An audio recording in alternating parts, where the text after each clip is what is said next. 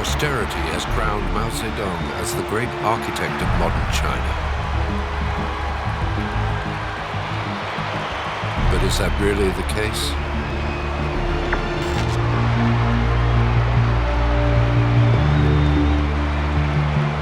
On the 1st of October 1949, China turns the page on its past. After long years of revolutionary struggle, Mao Zedong is to become the country's head of state.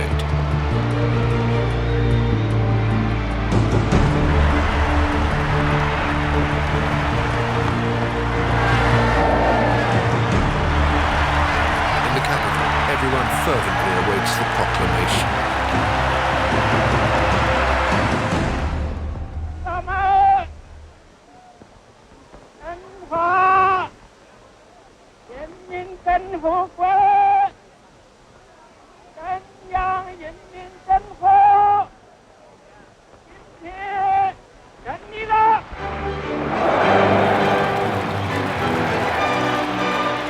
On coming to power, Mao has one sole objective, one sole idea, one sole passion: to restore to China its legendary power, to bring back its lost glory.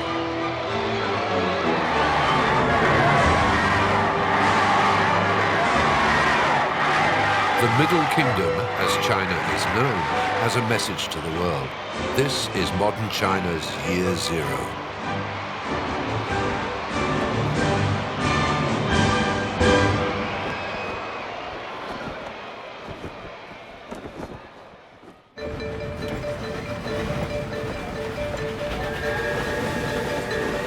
China has woken up, but it's not time for celebration yet. Mao's army has yet to show much spirit. The civil war that has ravaged the country for 20 years now is still not won. Many regions are still in the hands of the nationalists and their leader, Chiang Kai-shek. On the road to Sichuan, a certain Deng Xiaoping, first secretary of the Department of the Southwest, is ready to take up arms again. Deng Xiaoping has been close to Mao from the start. He shares Mao's dream, and Mao, in turn, trusts him completely.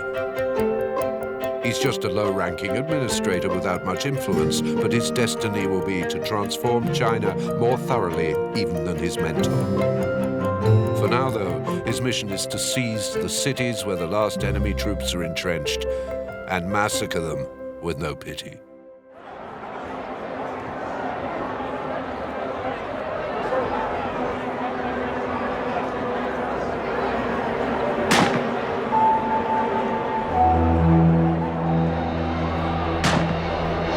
For years now, the militant communists have been the target of terrible violence. The adversary shows no mercy and hunts them down in cold blood. But in vain, because Mao's soldiers never give up, and they always prevail. Vanquished, Chiang Kai-shek seeks refuge on the island of Taiwan, along with 2 million of his fighters. For Deng Xiaoping and his party comrades, it's a total victory. By the spring of 1950, continental China is in Mao's hands. Within days, he has eradicated its past. Everything that recalls the old regime is systematically destroyed. For 450 million Chinese, a new era has begun, full of hope and renewal. But it won't be that easy. For this immense China that Mao has inherited is miserable, archaic, and under-equipped. Hardly any factories, no bridges, no paved roads. The peasants, who make up 95% of the population, farm the land with tools from another age. They're shamelessly exploited, reduced to the state of beasts of burden, and they have no rights.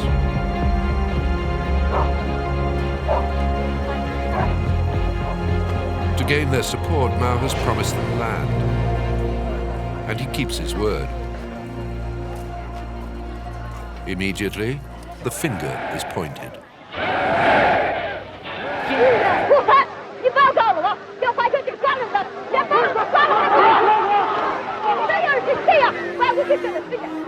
The landowners are all now at the mercy of the people. A propaganda film shows how to treat them, from trial to execution.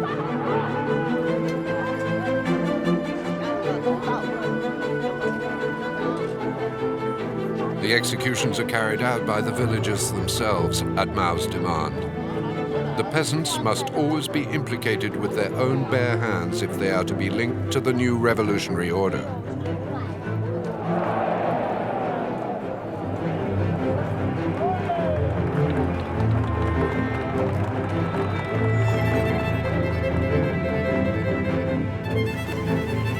The confiscated lands and property are divided up fairly, and each family gets its share under the eye of the local party representative. Away from the cameras, the faithful Deng Xiaoping is supervising hundreds of confiscations, with no scruples. As a result of his land reforms, Mao Zedong seals a lasting alliance with the peasants. And the Communist Party pulls out all the stops to make it work. As Mao declares, we communists are like the seeds and the people are the soil. Wherever we go, we must unite with the people, take root and flower.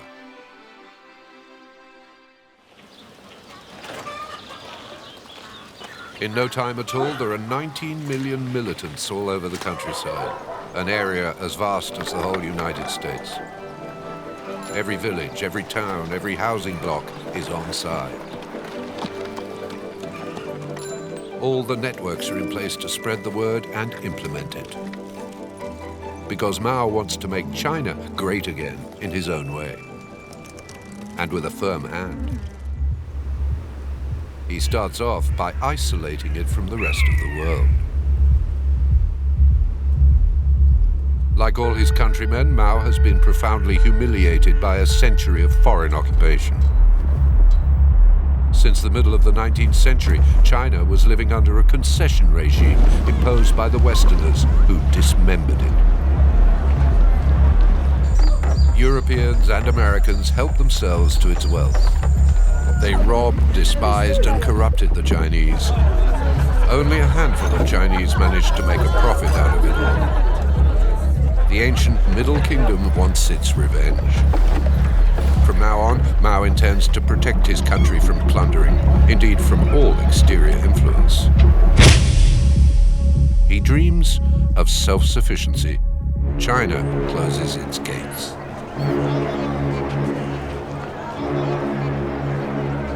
Foreign residents begin to panic. Businessmen, officials, missionaries, they're all packing their bags. Every single one of them will leave China in haste. They won't be back in a hurry.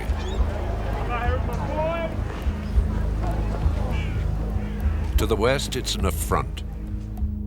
In reprisal, they refuse to recognize the new regime and give their support to Chiang Kai-shek. From now on, it's Taiwan, with its 3 million inhabitants, that represents China at the UN. The country with the biggest population in the world gets the cold shoulder. Mao is virtually on his own, and in sore need of allies.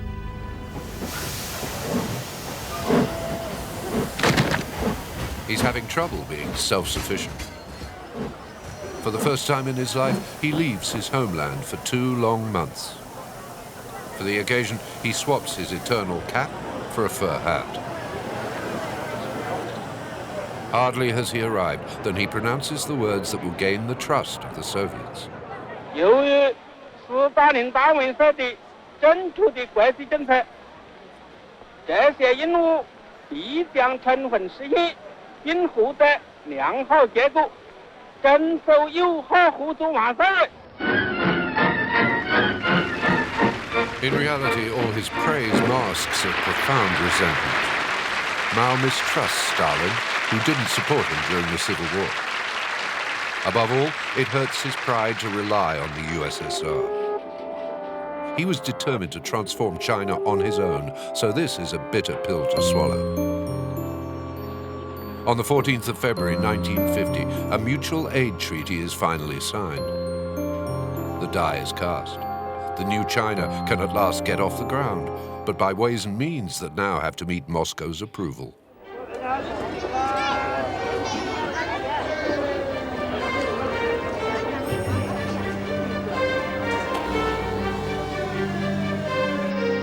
Straight away, thousands of advisors, engineers, and experts pour across the border to help Peking launch its first 5-year plan.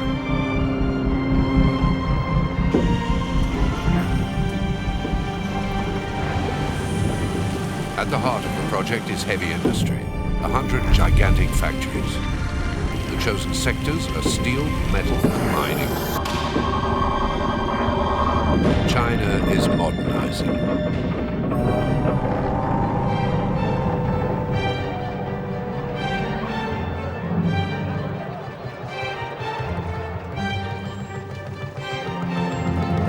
In the countryside, collectivism is steaming ahead. The land that was redistributed a few months ago is requisitioned and pooled. Family smallholdings are a thing of the past. Now, it's all a big state co-op.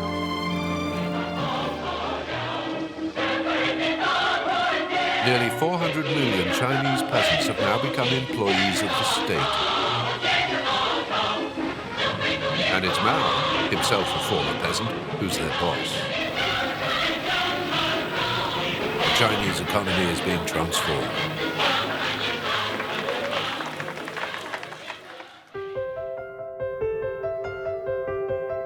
For Deng Xiaoping, who is running things in the south of the country, his mentor's promises have all been honored there.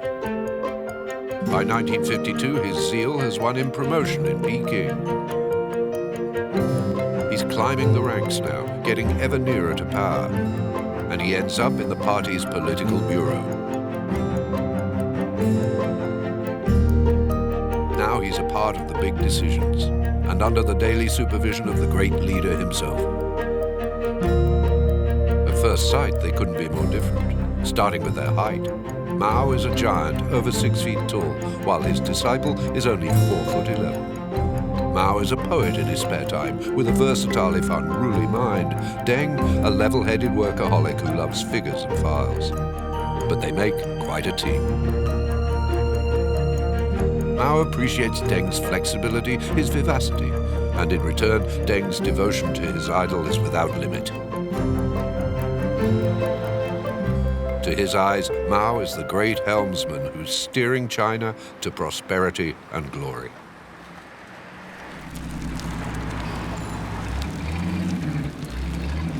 And now Mao launches another great project. For 3,000 years, education in China has been a privilege of the elite. A tiny handful of mandarins have ruled over the illiterate masses. Mao now decrees that a major power must have a people that is educated.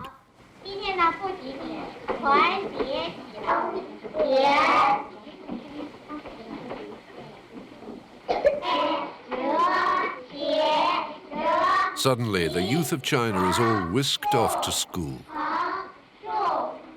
For the Middle Kingdom, it's like a radical, almost genetic form of evolution.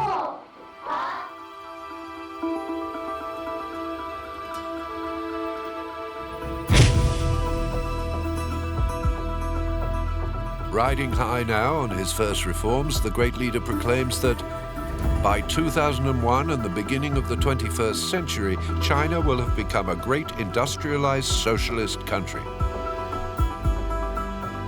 In 1956, his authority is at its peak. Challenged at first by various comrades, he has now become unassailable. Head of state, leader of the party, president of the military commission, his power is unlimited and his word is law.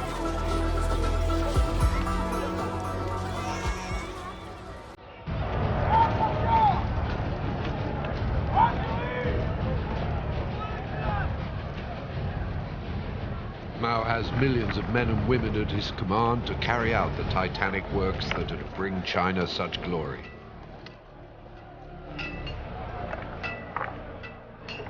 So they build colossal dams and vast reservoirs and dig canals everywhere.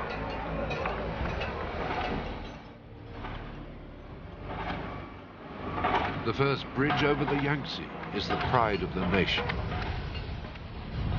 In the 4,000 years of its history, never has China undertaken such a huge project. The people were enthusiastic before, now they're ecstatic.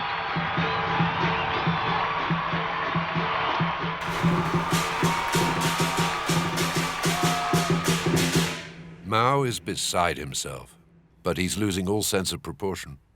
And all this mass adulation is hiding a stark reality. China is living under a reign of terror. Any dissidents, real or imagined, are being interned in work camps where, consigned to slavery, they're being brainwashed to break their spirit of opposition. From Xinjiang to Canton, from Jilin to Shanghai, the land is dotted with more than 1,000 Laogai labor camps. Under Mao's reign, 50 million Chinese will pass through them.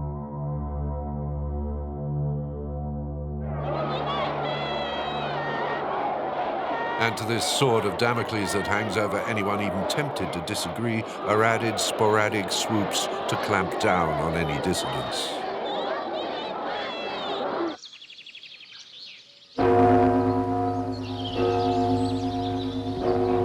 In 1957, when sparrows are accused of eating the crops, Mao commands, "Make them fly till they drop," and his people all obey. But the great leader has overlooked one detail. With no predators, the insects multiply and proliferate all the more. The following year, the harvests are devastated. The party don't mind filming this terrible carnage, but the cameras aren't rolling when the millions of Chinese accused of being anti-revolutionary are persecuted, imprisoned, deported, and massacred like dumb animals during the 5 murderous campaigns that take place between 1950 and 1960. Deng Xiaoping, once admitted into the machine of power, has become an enthusiastic cog in it.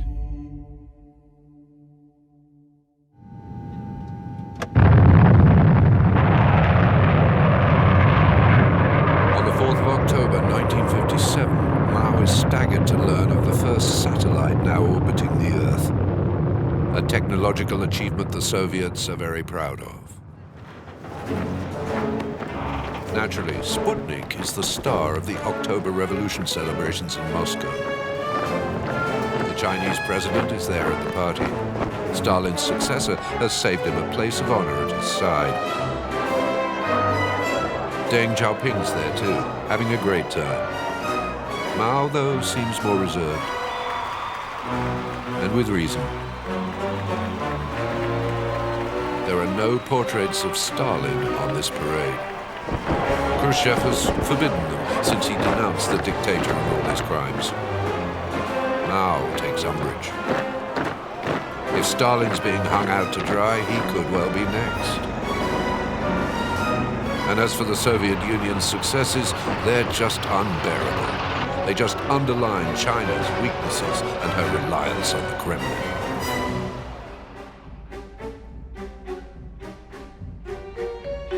But suddenly, the great Helmsman has a crazy idea: to overtake the Russians in every field without their help. When Mao announces this about turn to his closest partner, Deng Xiaoping is the first to know. And he has his doubts. Their country is only just out of the Middle Ages. It's in no position to break with Moscow.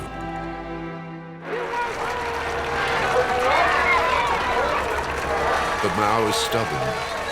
China may lack capital and technology, but she does have one inexhaustible reserve: millions of hands.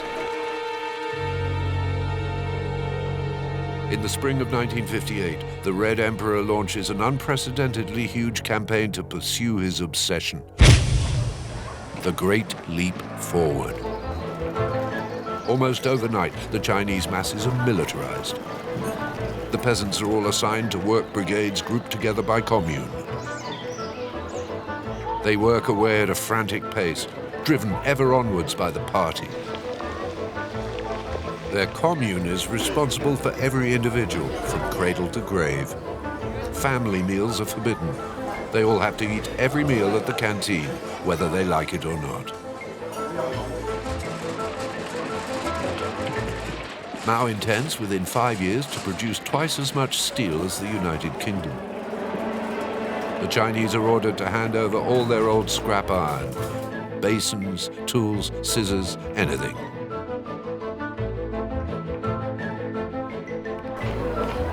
To melt it all down, Mao tells them to use the village blacksmiths' forges and to build new ones too. All over China, improvised blast furnaces spring up, with local party members harassing the villagers to meet their quotas. The peasants work day and night, but they neglect their fields. No seed gets sown. And it's all a waste. The steel produced is of such poor quality that it's virtually unusable.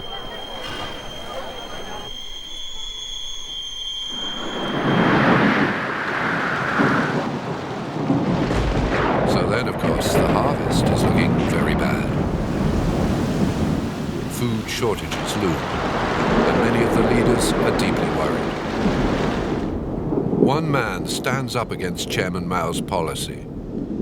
Peng Dehuai, the Minister of Defense, warns him of dark days ahead. And he pays the price. Mao can't stand criticism and flies into a fury. Better read than expert, he rages.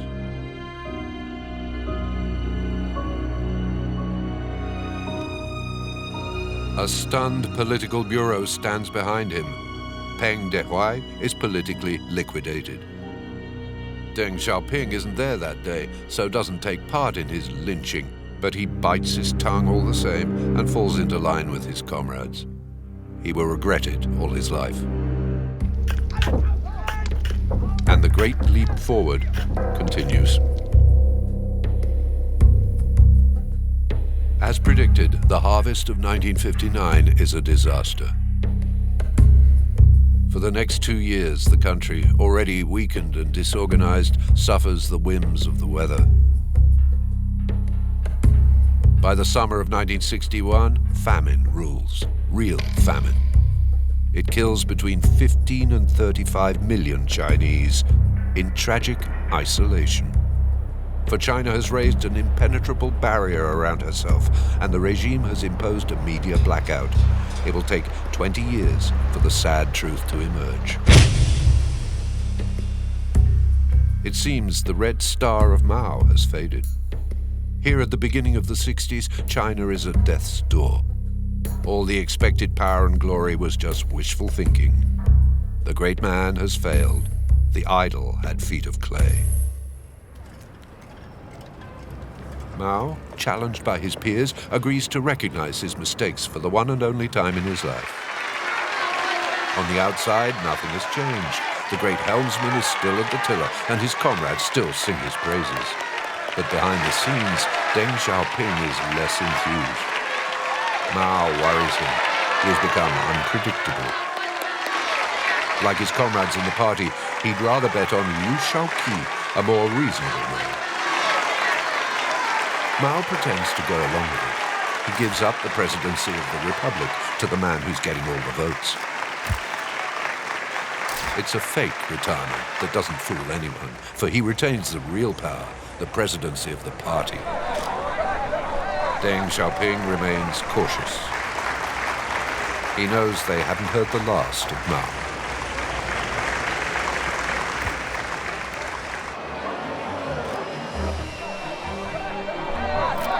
So now it's Liu Shaoqi who receives all the foreign delegations, along with Deng Xiaoping. The two of them do their best to heal the wounds of a traumatized country. The Great Leap is forgotten. For 3 years, the Chinese pause for breath. Deng loosens the straitjacket. He allows the peasants to farm their individual plots, and the harvests prosper. He gives permission for open marketplaces, and supply increases. Daily life is getting back some of the sweetness it's been so lacking. On Sundays, the Chinese can even take a little stroll with their family. And they're flocking to the bookstores because now they can read.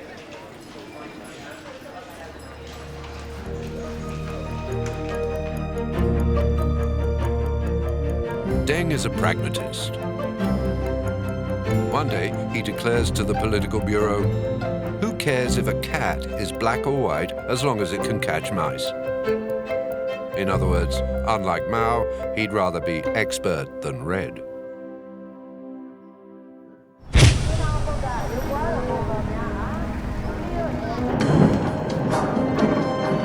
Meanwhile, though, the former president hasn't given up on political life. On the contrary, he's been traveling all over the country in his private train.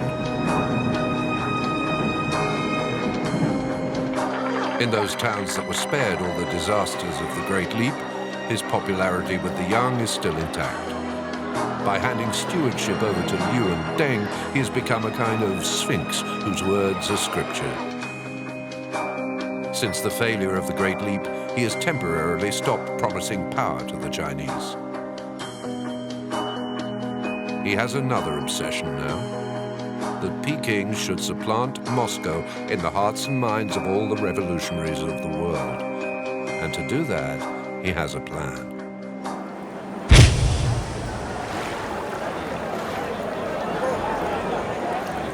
On the 16th of July, 1966, Mao makes his reappearance.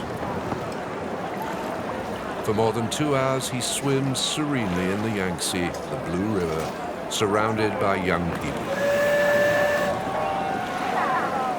The great Helmsman is sending a message to the Chinese youth. He's saying that he's counting on them to carry on the fight against those who've abandoned their ideals. The great cultural and proletarian revolution has begun.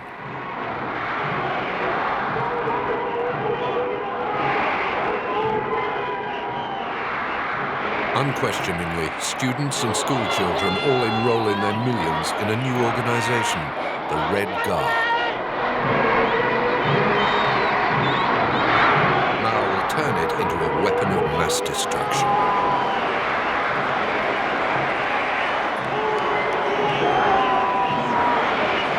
He provides all the admiring crowds with a little book that gathers together his greatest quotes. The little red book becomes the Bible of the Red Guard. Mao flatters them.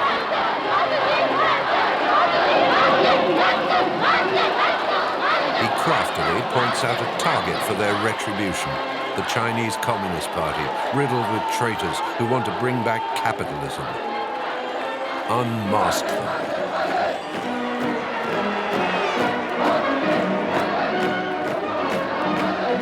Mao mentions no names, but his slogan, "Bombard the headquarters," is an invitation to strike at the head. The fanatical Red Guard obeys. The communist leaders, both great and small, are at their mercy. Thousands of them are arrested, beaten, tortured, and humiliated in stadiums that shake with the roars of the vengeful crowd.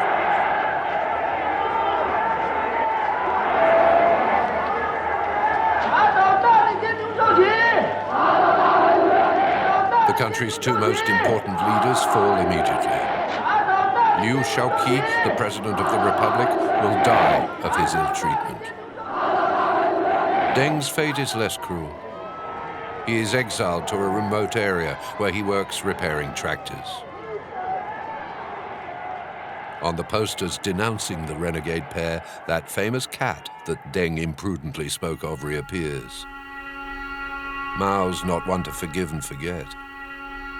The pragmatists, the realists, the half-hearted had better watch out.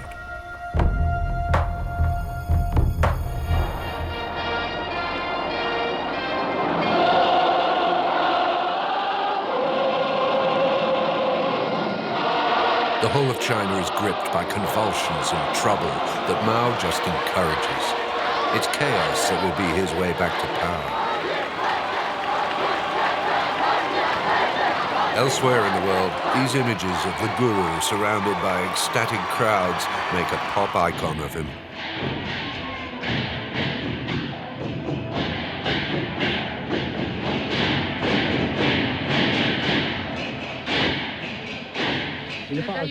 When the French press interviews some students, they turn out to be big fans.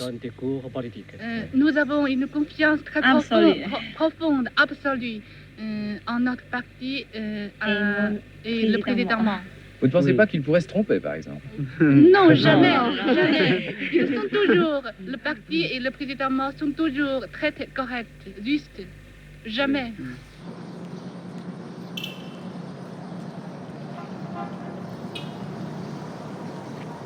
7 years later, and the Cultural Revolution has run its course. There at his tractor factory, Deng Xiaoping witnesses appalled the ravages caused by Mao's vanity. Maoist orthodoxy has become the norm and rules over every moment of Chinese people's lives.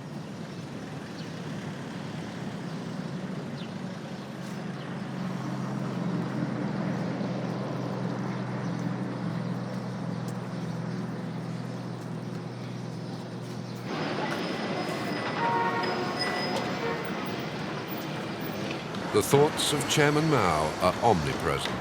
They're there at every crossroads, in every park, every station, every factory.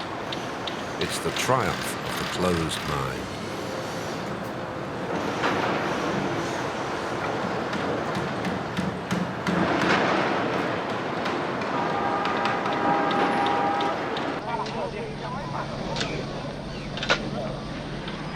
And yet the rare Western visitors permitted to set foot in China, most of them sympathizers, are ecstatic.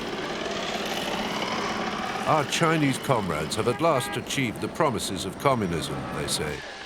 Complete equality of the classes, of income and of the sexes is a reality.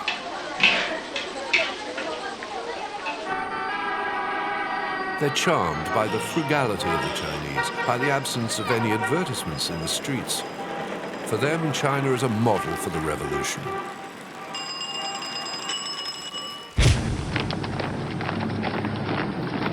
In reality, though, behind the optimistic facade, China is in total chaos.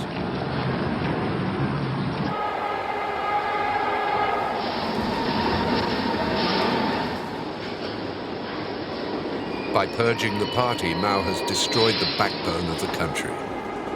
For Deng, it's a catastrophe.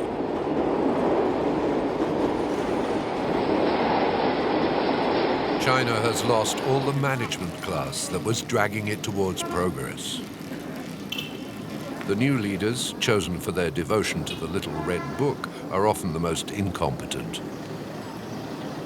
The factories are running slow, and production is anemic.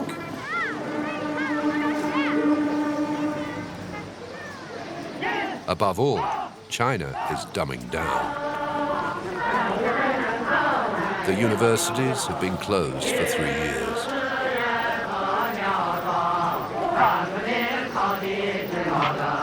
The 12 million students who've joined the Red Guard have been dispatched to the country.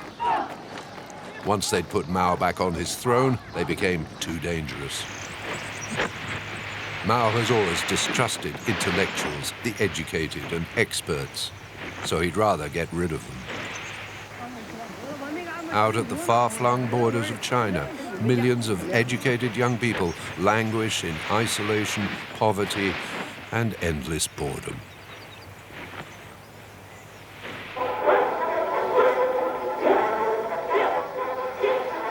In the cities, too, people have become apathetic. The earlier euphoria has given way to resignation. Despite all their efforts, the greatness and influence they'd so hoped to gain are receding day by day.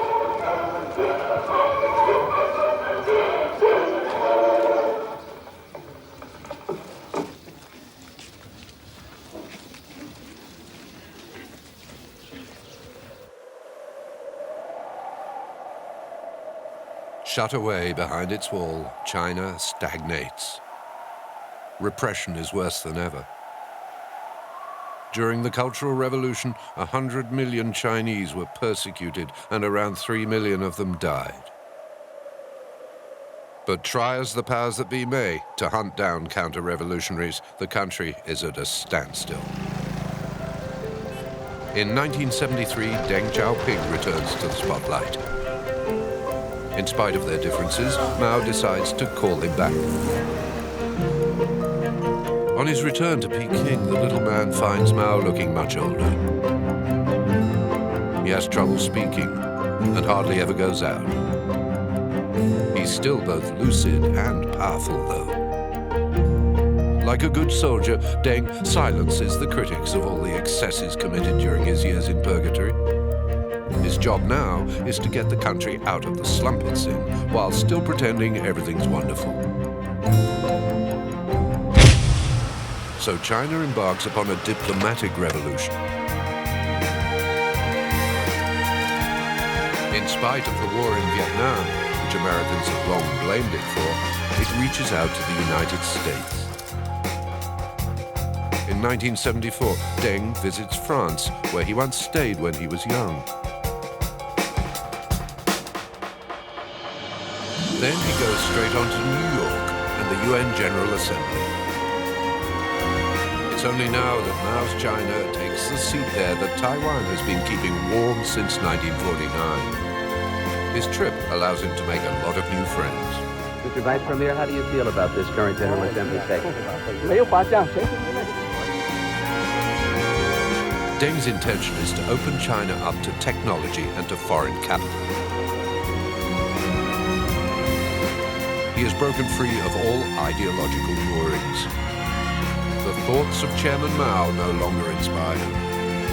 Now he's more impressed by Singapore. In a single generation, the Southwest Asian city-state has gone from underdevelopment to the status of an economic giant, while remaining a dictatorship. As a model, it offers Deng a glimpse of prosperity for his country.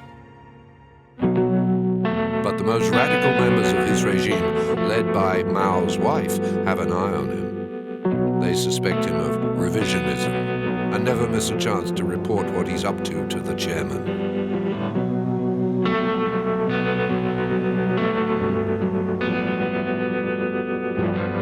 Mao lectures him.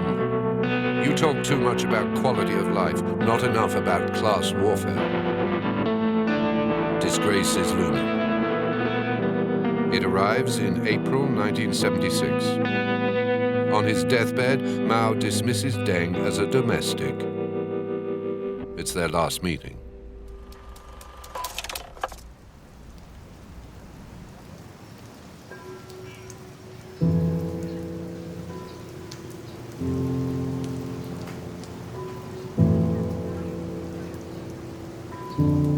On the 9th of September 1976, the great Helmsman dies. The radio plays the appropriate music on a loop, interrupted only by regular mentions by the authorities of the name Deng Xiaoping.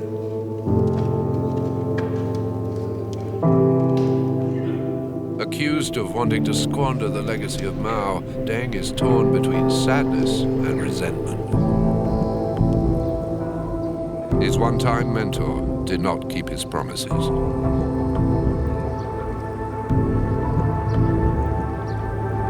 China remains an underdeveloped country, an industrial, cultural, and technological lightweight. Its power and influence, nothing but a pipe dream. And despite all the propaganda, Mao hasn't even given a bowl of rice to his people. Many still remain hungry. Deng is biding his time to give China a real momentum at last.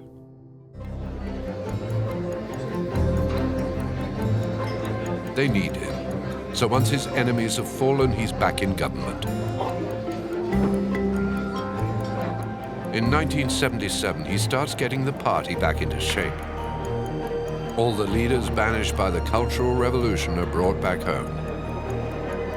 With their support, Deng redoubles his efforts. And by the end of '78, things are really getting going.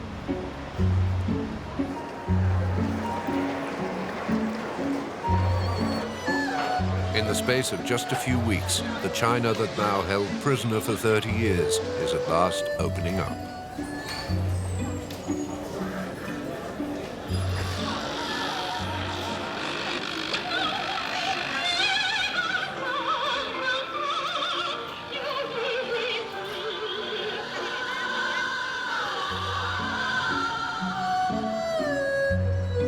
To their amazement, the Chinese soon discover all the treats they've been missing. An air of freedom is blowing through the whole country. China is breaking loose.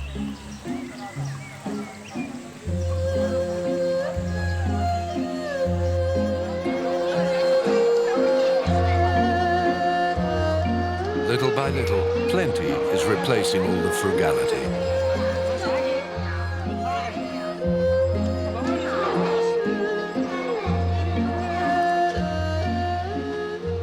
The goods for export aren't quite up to scratch at first. But it's just a start. Soon, the groundswell of liberalization initiated by Deng is energizing everyone. The young people, who till now have been sorely tried, can express themselves at last. Maintenant, nous croyons à l'efficacité. Autrefois, nous étudions la politique, mais nous n'avons pas appris beaucoup de choses, en effet. Vous êtes content de l'ouverture de votre pays? Bien sûr, nous sommes très contents. Surtout pour nous, nous sommes les étudiants qui apprennent la langue étrangère, n'est-ce pas? Est-ce qu'on aurait pu avoir une discussion comme ça il y a 2 ans? À ce moment-là, non, c'est impossible. Maintenant, nous avons plus de liberté de parler tout ce que nous pensons, n'est-ce pas? C'est ça. En disant c'est impossible. Il y a 2 ans, c'était impossible. C'est impossible. The peasants are leaving collectivism behind. They're encouraged to make money, innovate and export. And so China can truly become an economic power. Deng once and for all rejects the idea that she should rely only on herself. And he happily embraces the changes.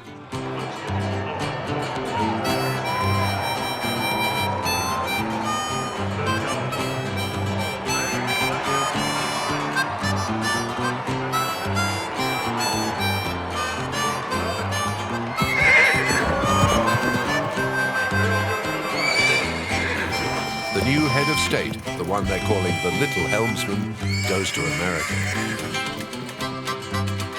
Deng presents China to them as a promised land, 1 billion low-cost workers, all keen to train in modern techniques and with a thirst to consume. Uncle Sam is very interested. Hi there. China's apprenticeship begins in 1979. The country has no experience in business, so Deng allows the first mixed capital companies to be established, where the Chinese will learn all the ins and outs of international trade.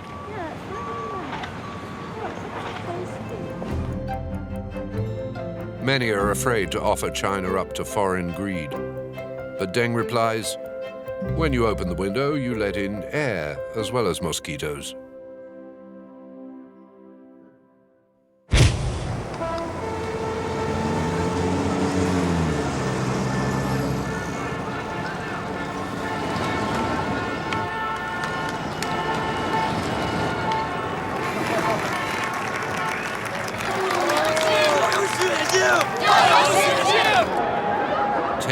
Later, Deng Xiaoping's China has far outstripped Mao's. In 1989, Mao's portrait still looks out over Tiananmen Square, but it doesn't impress the thousands of students on a sit-in there for democracy. The foreign press is lapping it up.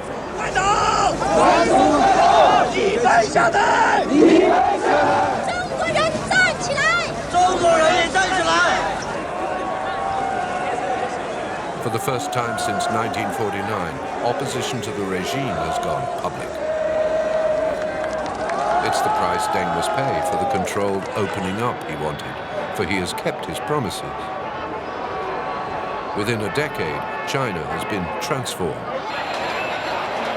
A stone's throw from Tiananmen Square, the stock exchange is booming.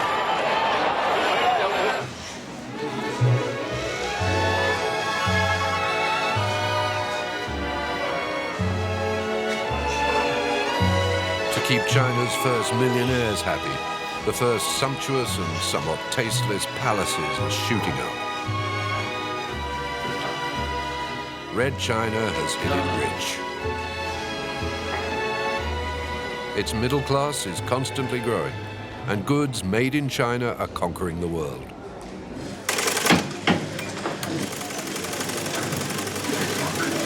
China is gradually becoming the workshop of the world.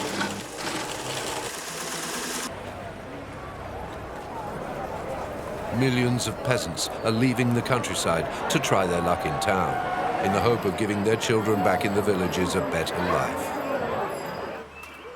Traditional Chinese society is on the way out.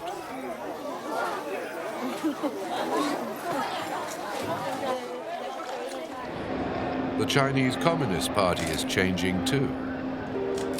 The comrades are happily trading in their Mao collars for Armani suits, while still hanging on to their positions as leaders.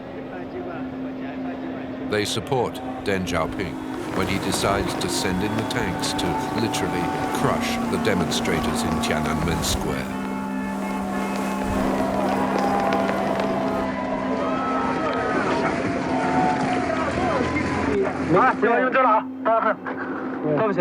We make friends, sort of. Excuse me. Sorry.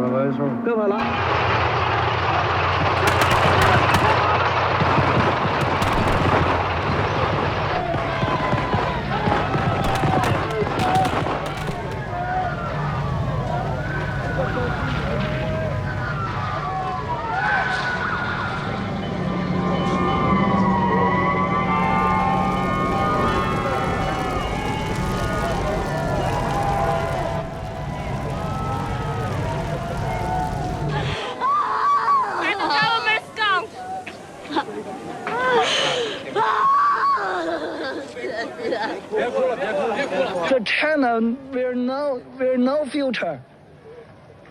It is a black future for China. While Mao hid his crimes, Deng flaunts them, even if it means disapproving glances from the West. He has brought China out of isolation, but he still wants the party in charge. That paradox will be his heritage.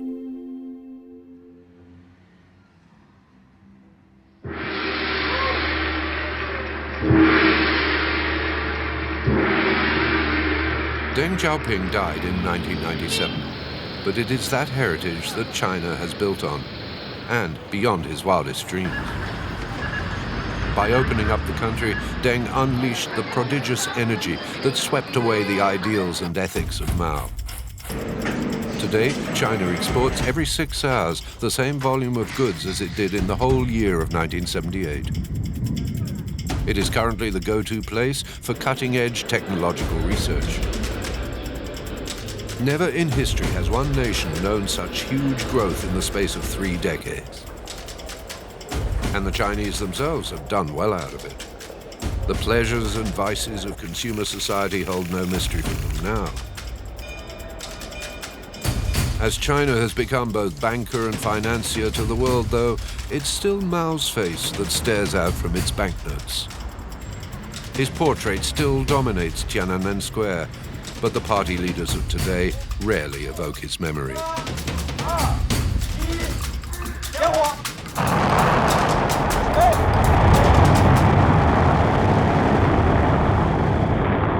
The phrase socialist market economy has now entered the Constitution. But China has become a capitalist power, and one that now has a lot of influence. This paradox we owe entirely to Deng Xiaoping. Mao swore he'd hoist China into the ranks of the great world powers, but Deng was the one who kept that promise.